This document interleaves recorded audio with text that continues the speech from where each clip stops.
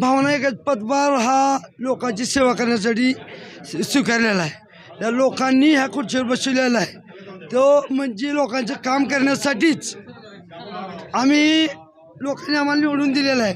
त्यामुळं पदभार ही काम करण्याची सेवा करण्यासाठी स्वीकारला आहे। त्याच्यामुळं लोकांची सेवा करण्याचा मला सगळ्यात जास्त आनंद मिळणार आहे। कारण ह्याच्या आधी बी आम्ही सर्वांनी दादांच्या नेतृत्वाखाली तुळजापूरची सेवा केलेली आहे।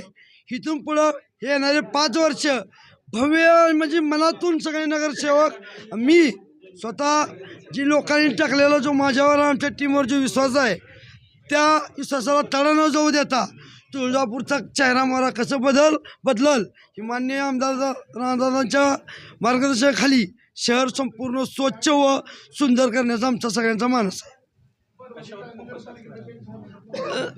पहिल्यांदा एक तुम्हाला सांगतो की राणादादांनी शहराच्या बाबतीत जी ब्ल्यूप्रिंट तयार केलेली आहे त्याच्यावरच आमचा जास्त फोकस असेल आणि आमच्याकडं जो निधी दादांनी जो उपलब्ध करून देणार आहेत त्याच्यामध्ये आधी सगळ्यात मोठं कारण ही तीर्थक्षेत्र असल्यामुळं इथं लोकसंख्येच्या आधारावरच फक्त निधी मिळतो। मग त्याच्यामुळं स्वच्छतेला निधी कमी पडत आहे। त्यामुळे दादाच्या माध्यमातून 15 युक्त आयोग आणि तुळजापूरला विशेष स्वच्छतेसाठी निधी आणण्यासाठी मुख्यमंत्री साहेबांच्या माध्यमातून आम्ही प्रयत्न करून विशेष पॅकेज तुळजापूरला घेण्याचा पहिला प्रयत्न राहील।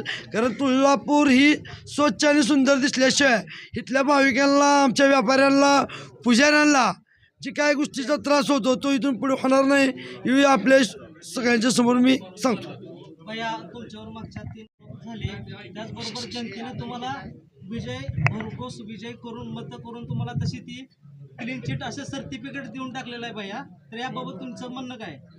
झाले ते गेलं आता मिळणारा राणादादाच्या नेतृत्वात शहराचा कसा विकास करायचा आहे हे बघायचं आहे।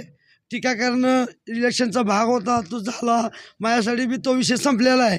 कारण आता जुन्या गोष्टीत वेळ घालण्यापेक्षा नव्या गोष्टीला वेळ द्यायचा आहे एवढं मला माहिती आहे।